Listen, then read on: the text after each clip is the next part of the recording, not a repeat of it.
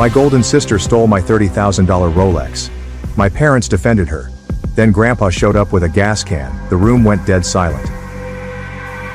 She stole my $30,000 Rolex, then looked me in the eye and swore she did nothing wrong. My parents said I was overreacting. But when my 78-year-old grandfather, a war veteran, walked out holding a gas can with fire in his eyes, the room fell dead silent. This wasn't just about a watch anymore. It was about truth, respect, and drawing a line, even if it meant tearing the family apart. My name is Ethan. I am 30 years old and work as a software developer in San Jose, California. I reside in a 4-bedroom house in the suburbs with my grandfather, Walter. This is the property I bought 3 years ago with my own money after working for 5 years at various computer businesses in Silicon Valley. We currently live a quiet and joyful life. My grandfather is 78 years old this year, but he is still strong, sharp, and wonderfully straightforward. He's a war veteran with a strict, no-nonsense demeanor. He does not accept injustice. My granddad and I share a really strong bond. He understands me the best, and has always supported me in all of my important life decisions. Previously, in addition to Grandpa, my parents and younger sister Brielle resided at this house. However, after a big family issue erupted exactly 1 year ago, I was forced to make the most difficult life decision. My story started exactly 1 year ago. It was a usual weekday in early July, and I was sitting in my office contemplating a new project. My phone suddenly started vibrating with an incoming call. I glanced at the screen and saw Grandpa Walter's name appear. I answered without hesitation as I greeted him with my customary, "Hey Grandpa." He interrupted me with a rushed, frantic voice. "Ethan, I just saw Brielle walk out of your room. She had a watch in her hand." Hearing that struck me like a lightning bolt. My heart began hammering in my chest. I hurriedly thanked him and hung up, my mind racing with 100 ideas. With shaky palms I launched the home security software on my smartphone. Time slowed to a halt when I rewound the tape from earlier that afternoon. Then the thing I feared most appeared on the screen. Brielle snuck into my room and walked right to the glass cabinet containing my precious watch collection. I paused the footage and zoomed in. My throat clenched as I realized the watch she had taken was my Rolex Submariner date, which was worth $30,000. It was the most costly timepiece I possessed, purchased just a few months before to commemorate my promotion at work. It wasn't only about the money. That watch represented years of struggle and personal triumph. As I finished watching the film, another detail struck me. In my haste to get to work that morning, I failed to lock my bedroom door, which I never do. Brielle was able to slip in unobserved because of one thoughtless moment. Sitting in my office, I felt split apart. On one hand, the camera video was unmistakable. Brielle had stolen from me. But on the other hand, part of me remained hesitant, holding out hope that she had simply borrowed it to look at and would return it later. I even considered if I should contact the police immediately. I looked up to the wall clock. Only 2 hours remain in the workday. I chose to wait. I still wanted to believe Brielle could bring it back. I tried to concentrate on doing the rest of my work, but my mind kept racing, wondering about what she had done and what would happen next. When work officially finished at 5 p.m., I immediately packed my desk and raced out of the office like a man on a mission. My pulse was hammering the entire way home, not just from fear, but also from a glimmer of hope that perhaps, just maybe, I had gotten everything wrong. When I eventually pulled into the driveway, I saw it was just Grandpa and myself at home. My parents and Brielle hadn't returned yet, and the home felt strangely quiet. Without wasting a second, I parked and dashed inside, racing straight up to my room in the last desperate hope that everything was a misunderstanding. My hands trembled as I opened the glass cabinet. And there it was, the stark, awful truth. The watch was gone. Anger and disappointment washed over me at that instant. The Rolex Submariner date was more than simply a showy luxury item. I had carefully preserved it in my bedroom's display case, treating it as a valued item. I only wore it on special occasions, and Grandpa understood how much it meant to me. He would continually encourage me to treat it like gold. I remembered Brielle standing in front of the case, marveling at the collection with that unmistakable, envious expression on her face, continually asking questions about the most costly watch. That obsessive desire had always made me anxious, and I had warned her several times. Do not touch anything in my room, particularly the watches. But after what happened today, it was evident she never heeded their warnings. Honestly, I wasn't surprised. This was exactly what happened after years of our parents indulging her. Brielle has always been guarded, forgiven, and never truly held responsibility for her acts. Standing in front of that empty display case, it felt like the universe was collapsing. Not only had I lost something precious, but I also discovered my sister had deceived me, someone I had always loved and trusted. To help you fully grasp how this all happened, I need to tell you about my family members and the events that lead up to this mess. My father, Richard Miller, is 55 and has been in the insurance sector for almost 30 years. His income is low, but he is always under financial stress. What disturbs me the most is his bad habit of living beyond his means, spending more than he makes, and never learning to save. My mother, Elaine Miller, is 53 and works part-time at a tiny neighborhood bookshop.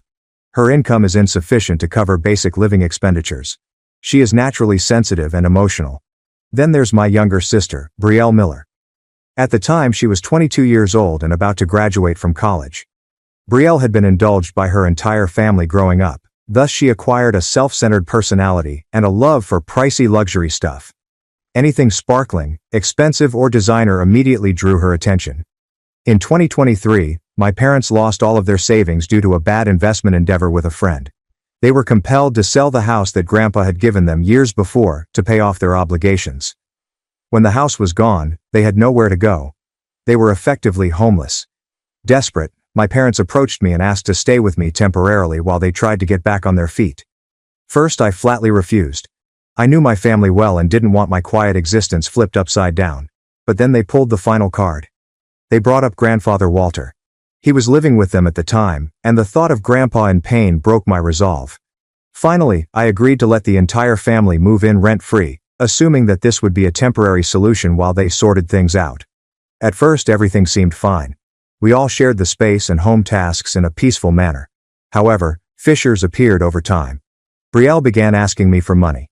First for textbooks, then for tuition, and then for personal necessities. I lent it to her because I wanted to assist, but she never returned it.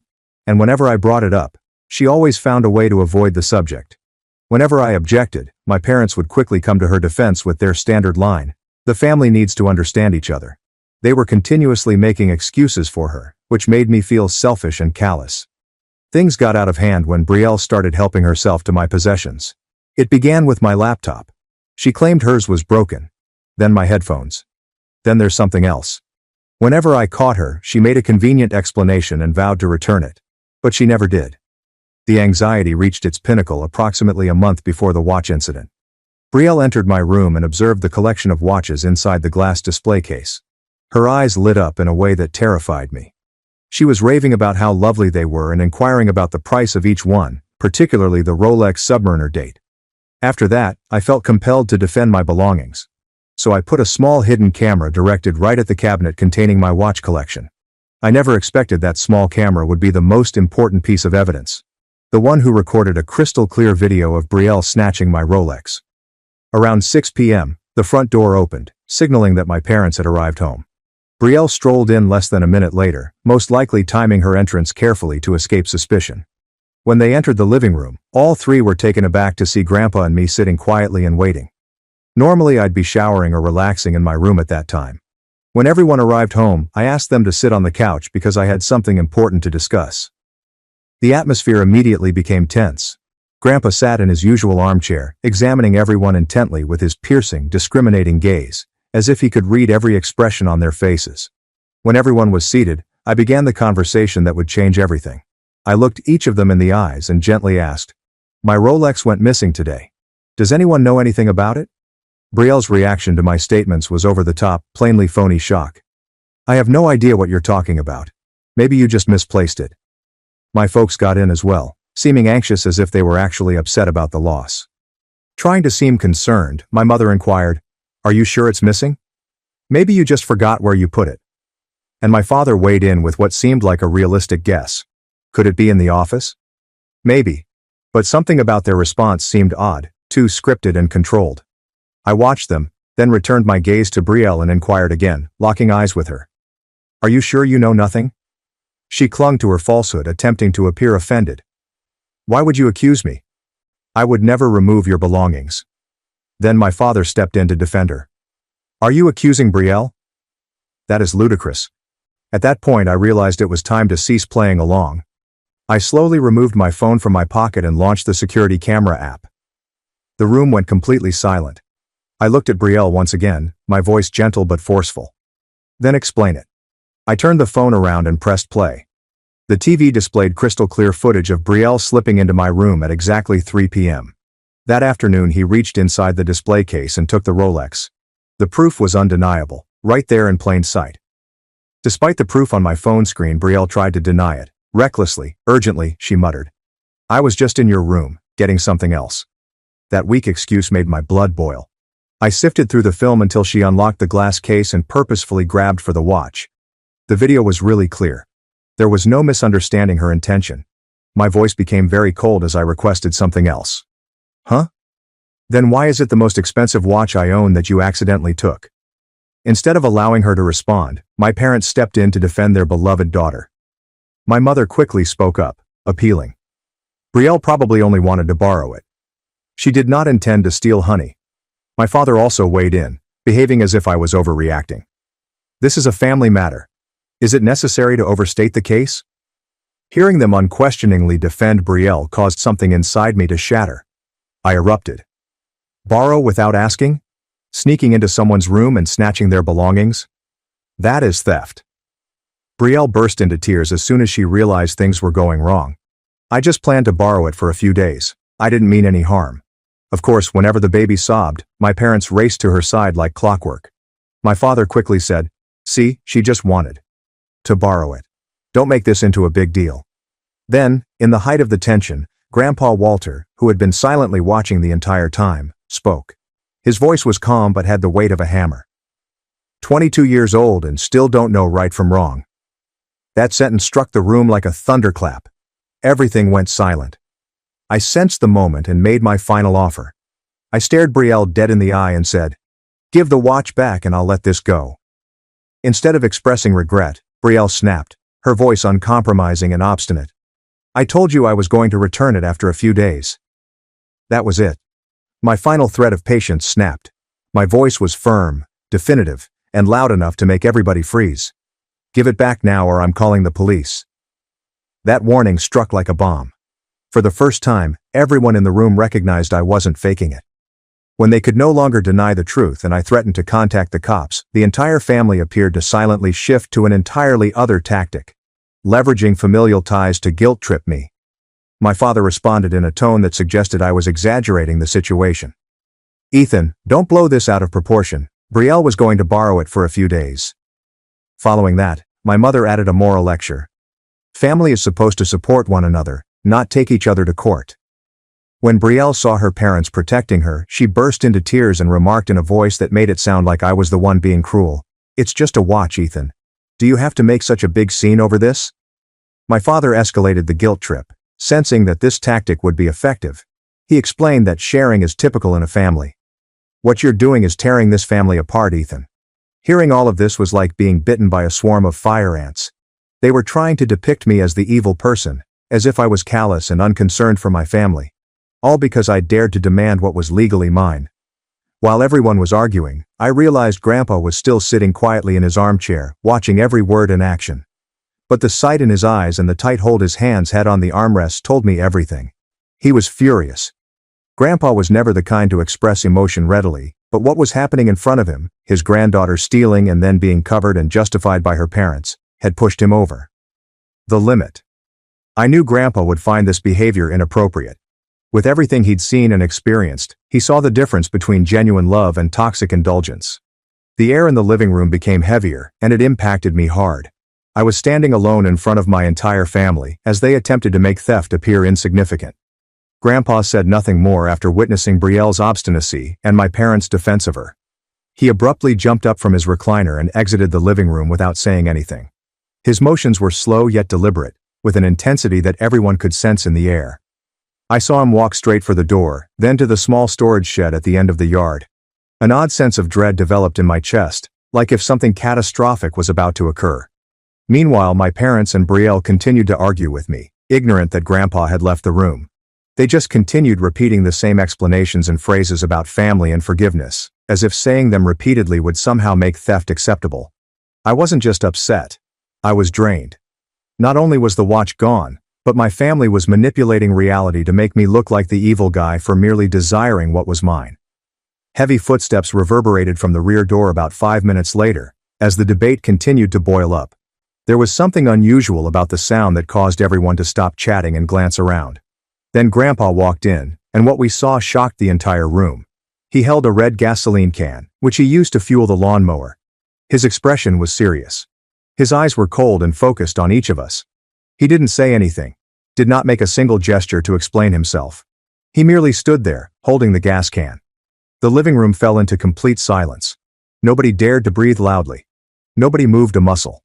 The only sound left was the ticking of the wall clock, which echoed across a room so tense that the air seemed to cease moving. When they saw Grandpa standing there with the gas can in his hand, the entire family froze like statues. Nobody could believe what we were witnessing. My father stammered, his voice shaking. "Dad, what are you doing?" But Grandpa did not respond. He just kept strolling softly out into the front yard.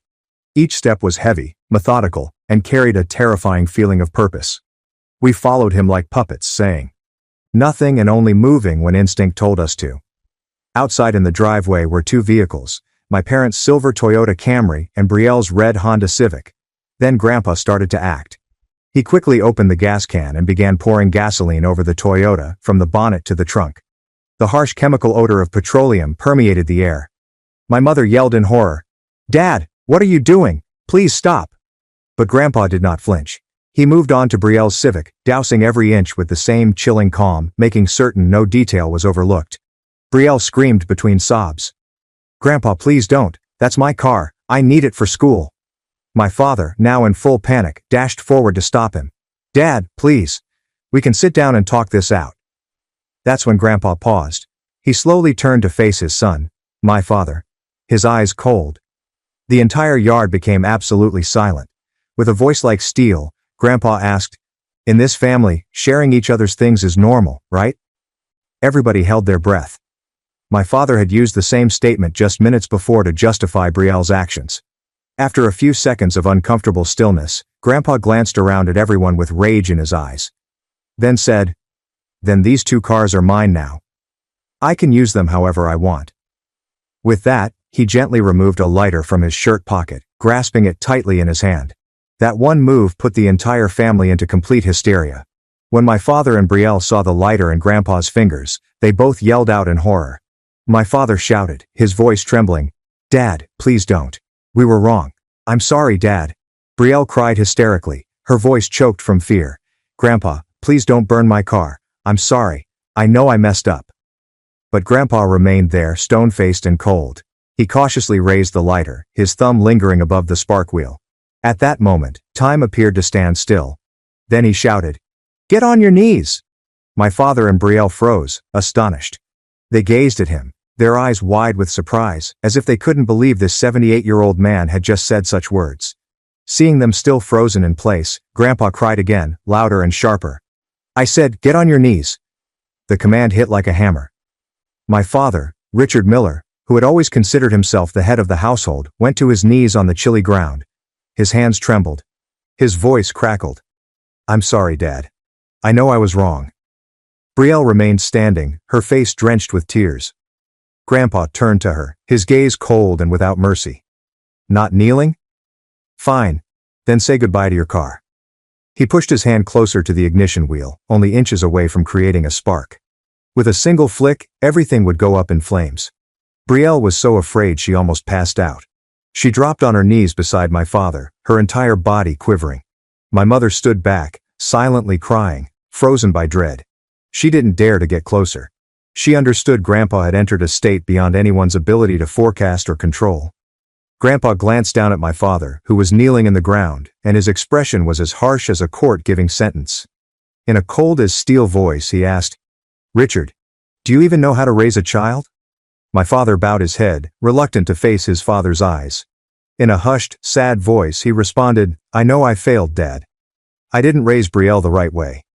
Grandpa nodded carefully and issued a command that left no space for refusal. "Then tell your daughter to return the watch and apologize to Ethan." Without hesitation my father turned to Brielle, his voice quivering but forceful. "You need to give the watch back to Ethan and apologize.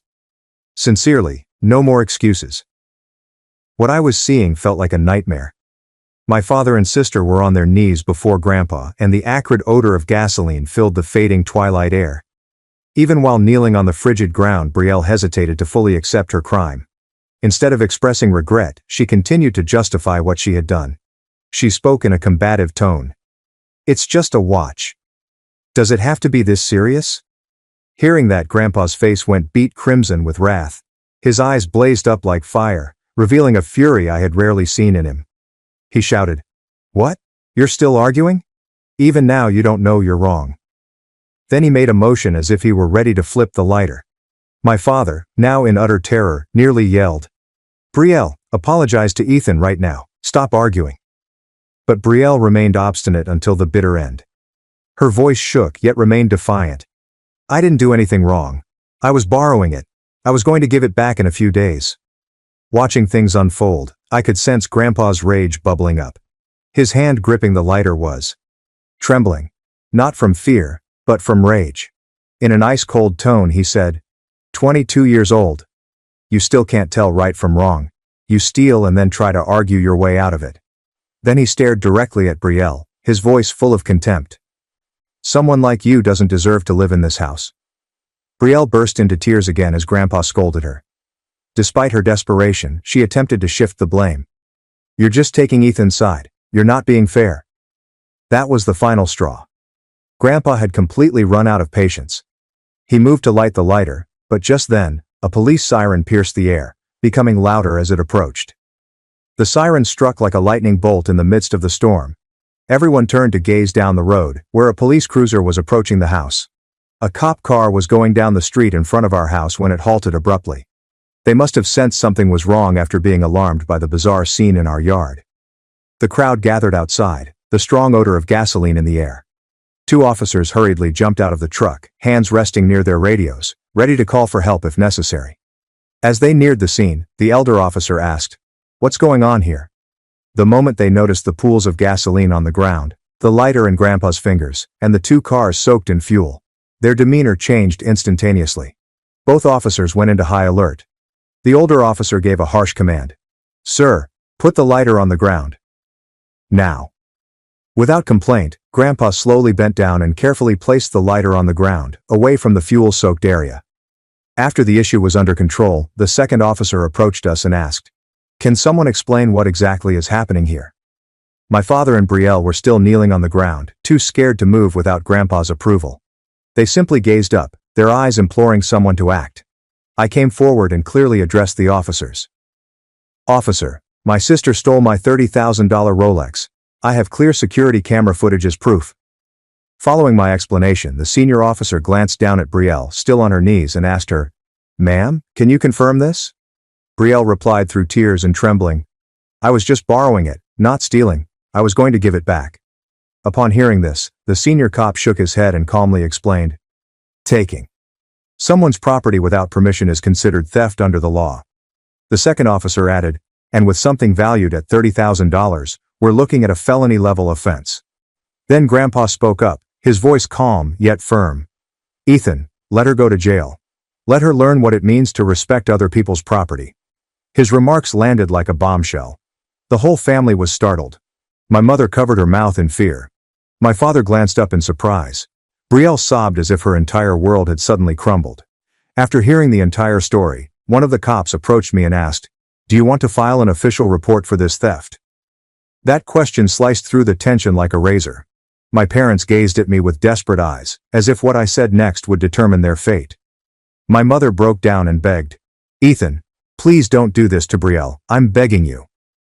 Without waiting, my father chimed in, his voice shaking. "Think about Brielle's future. You can't destroy your sister's life."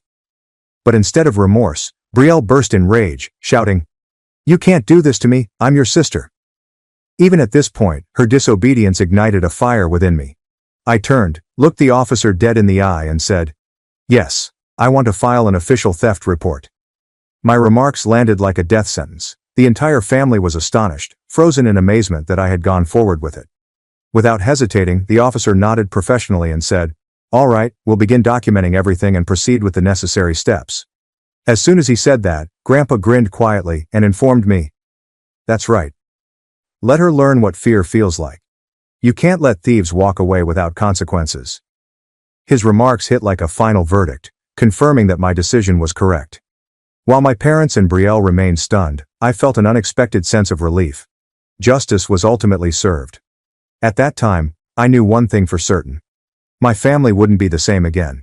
But that was the price I was willing to pay to fight for what was right. After I indicated that I intended to file the report, the two officers started documenting the case professionally. They took out a notepad and a voice recorder, intending to document every detail of the encounter.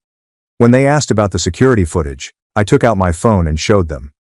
The video captured Brielle slipping into my room and stealing the watch.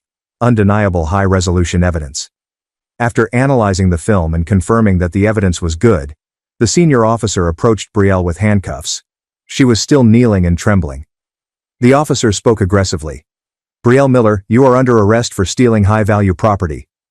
Then he started reading her Miranda rights. "You have the right to remain silent. Anything you say can and will be used against you in court." Brielle burst into tears as the handcuffs were placed around her wrists. She turned to me and yelled, "Ethan, please don't do this." She begged with desperation. "Just give me a week. I'll give the watch back. I'm sorry, I mean it this time." Unfortunately, it was too late. The cops had completed the arrest procedure and were about to lead her to the automobile. My parents panicked when they saw their daughter being hauled away and chased the police cruiser. My mother shouted out, imploring, "Please, officers, she's just a young girl. Please give her another chance." In order to assist them understand, one of the cops gently explained, "Theft of property valued over $5,000 is classified as a felony under California state law." He proceeded, "She could be sentenced to anywhere from 1 to 3 years in prison, depending on the court's ruling." When my mom heard that, she sank to the ground as if struck by lightning, sobbing violently. She couldn't bear watching her daughter in handcuffs being placed into the police car. My father raced to assist her up, then turned back to me, his face contorted in anger. "Are you happy now? You got what you wanted." I remained mute. I didn't say anything, but he continued going, shouting, "You've destroyed this family, Ethan. Are you satisfied now?" Before I could speak, Grandpa Walter stepped forward and spoke for me, his voice hard and firm. "Ethan didn't destroy this family. Brielle did. She made her choice." Grandpa's words were the last verdict, an unequivocal assertion of who was to blame for what had occurred. After Brielle was taken away and the police car drove away, we stood in front of the home in a hushed quiet. The air still smelled like gasoline, and no one's tears had dried. Standing erect in front of my parents, I looked them in the eye and spoke firmly. "After what happened today, I'm asking both of you to leave this house. You have 30 days starting today." My parents were astonished, frozen with amazement. They stood there like statues, mouths gaping and speechless. Then my father exploded, shouting in wrath, "You're kicking your father out? Have you lost your conscience?" I didn't let emotions influence me. I proceeded.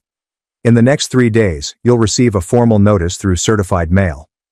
Hearing it, my mother sank on the ground, imploring through her sobs. "Please, son, I'm begging you. Don't do this." But I remained solid in my resolve. I informed them, "You've lived here rent-free for a year. No bills, no responsibilities. And instead of being grateful, you defended a thief and tried to make me the villain. I can't live with people who don't know the difference between right and wrong." Hearing those statements, my father's face became pale with fury. He jabbed his shaky finger at me and said, "You'll pay for this, Ethan." But no matter how much they screamed, wept, or threatened, I didn't back down. Grandpa stood there next to me, saying nothing. However, his presence was loud enough. He stood beside me like a tower of strength, silently confirming that I was doing the right thing. When my parents saw I would not back down, they turned to their final tactic, requesting Grandpa to interfere. In despair, my father went on his knees before him and pleaded, "Dad, please, I'm begging you. Talk to Ethan." My mother then knelt alongside him, crying and begging, "We know we were wrong. Please give us a chance to make things right." Grandpa gazed down at the two kneeling before him. His expression was blank. There is no trace of sympathy or emotion. His eyes were frigid, like if he were looking at strangers. After a long silence, he spoke. His voice was sharp and emotionless. "You had an entire year to show who you were. And you chose to defend a thief instead of standing for truth and justice. Now you want forgiveness. It's too late." That single statement was the final judgment. a closed door. My parents' last hope was ended. The next 30 days were the most tense and uncomfortable period this house has ever experienced. The air felt so heavy, like you could cut through it with a knife. My parents struggled to find a new home to reside, constantly challenged by their restricted cash. Renting in San Jose, with its exorbitant prices, pushed them to desperately seek out more economical alternatives. During that time, Brielle was freed on bail under my parents' supervision while awaiting trial. They gathered together enough money to rent her a small, run-down room until her court date. After meeting with a lawyer, they were told directly, with such clear surveillance film, Brielle has absolutely little chance of avoiding prosecution. My parents' perspective shifted dramatically during the course of 30 days. The arrogance and entitlement they formerly possessed evaporated. They grew shy and silent, as if treading on eggshells in their temporary home. What stood out the most was that they couldn't look me or Grandpa in the eyes. When we crossed paths inside the house, they would bow their heads and hurriedly move away. My mother began preparing wonderful dinners for Grandpa in an apparent attempt at a late apology and to ease the situation. My father, too, would occasionally ask about Grandpa's health, bumbling through small conversations like a guy who had forgotten how to communicate with his father. But Grandpa remained unfazed. He said coldly, "Now you remember respect. Now that you've been told to leave, suddenly you feel regret." Throughout it all, I felt a peculiar and peaceful relief. It wasn't easy to kick them out, but it was the correct decision, and I don't regret it. One quiet weekend evening, Grandpa and I sat on the porch, watching the sun set behind the hills. He abruptly turned to face me, and his eyes had a warmth I hadn't seen in a long time. He softly placed a hand on my shoulder and whispered in an emotional tone, "I'm proud of you, Ethan." So proud. At that time, my throat clenched.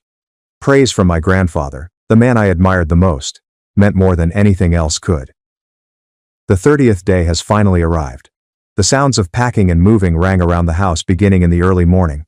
My folks were finishing up and grabbing the rest of their possessions. After weeks of looking, they had finally found a little apartment in another part of San Jose, considerably further away from their familiar surroundings and distant from the comforts of this home. The mood in the house that day was oppressively quiet and strained. Nobody dared to raise their voice. Every action was measured, methodical, and almost frail. As my mother entered the room she had called home for the previous year, she halted at the threshold. I noticed her shoulders trembling. The tears fell, slowly at first, then steadily. She remained there calmly, staring at the now empty room, as if trying to remember every detail of what was once her home. In that instant, a complex emotion surged in my chest. Not regret, but an unusual combination of melancholy and relief. Grandpa Walter remained silently at the edge of the living room doorway during the relocation process. He didn't say anything, just observed everything with a calm, unreadable gaze. You could not tell what was going through his head. Finally, the last moving truck was loaded and driven away. The sound of its engine receded gradually down the road, leaving behind an almost dreamlike calm. As we stood there, watching the truck fade in the distance, Grandpa breathed and murmured quietly, "At last, this house is peaceful again." Hearing him say that, I felt a huge weight lifted off my shoulders. The house was now only for the two of us, two individuals who understood and respected one another. And I knew it right then. I had made the correct decision, no matter how hard. The official trial began 2 months after Brielle's arrest. She was charged with felony grand theft in the Santa Clara County Courthouse. Grandpa and I were present in court as essential witnesses. Brielle's defense attorney did everything he could to reduce the severity of the charges. He stood and addressed the judge. "Your Honor, the defendant is only 22 years old, still very young. This may have been a youthful mistake, not something that should ruin her entire future." But the prosecutor wasn't going to let it go. She described the security footage and presented a powerful, convincing argument to the court. The prosecutor made a clear statement. "Your Honor, this was not a momentary lapse in judgment or a careless mistake. The defendant planned this, waited until no one was home, and deliberately entered a private room to steal the most valuable item in the house. She knew exactly what that watch was worth and actively tried to conceal her actions afterward." When the court asked for Brielle's response, she made a poor attempt to defend herself. "I just meant to borrow it for a few days. I didn't mean to steal it."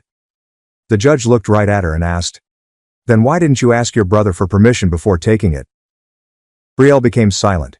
She didn't have an answer to that simple query. The judge asked what she did with the watch. At that time, Brielle had to acknowledge the painful truth. "I sold it and got $12,000. I used the money to repay my credit card debt and some friends' debt. I'd been spending way too much.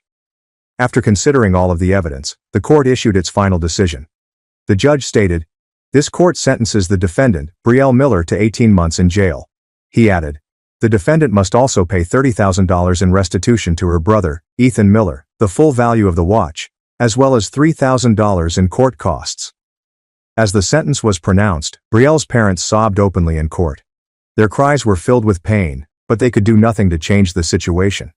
As for me, I sat there and felt an unexpected sense of serenity sweep over me. Justice had finally been administered fairly and thoroughly. Beside me, Grandpa Walter leaned forward and whispered, "That's right, son. There have to be real consequences for bad actions. It's the only way people learn." It's been precisely a year since the Rolex incident and the commotion that ensued. Today, Grandpa Walter and I are at peace, stable, and genuinely happy. On the professional side, I was promoted to senior software engineer at my business, and my salary has improved tremendously. Grandpa Walter is still in great health. He gets up early every day, reads the newspaper, and tends to the small garden out back. We have long chats every evening, and I appreciate his insight more and more each day. My parents continue to contact me on occasion, but our relationship has never been the same. The calls are brief, courteous, and distant. I still appreciate them as the ones who gave me life, but the trust and closeness we once had are gone forever. Brielle is still serving an 18-month sentence. I've never visited her, nor have I attempted to contact her, and I have no plans to. My story about the Rolex and everything that followed concludes here. I'm not presenting this tale to elicit sympathy or agreement, and I'm definitely not telling it to disgrace my family. I'm posting it because of a profound lesson I've learned. Sometimes true love does not imply condoning every error. Sometimes true love entails setting clear limits and enabling individuals to face the consequences of their behavior. And, most importantly, I want you to understand. Family is not defined solely by blood. Family is made up of people that respect you, support you, and are there for you when you need them the most.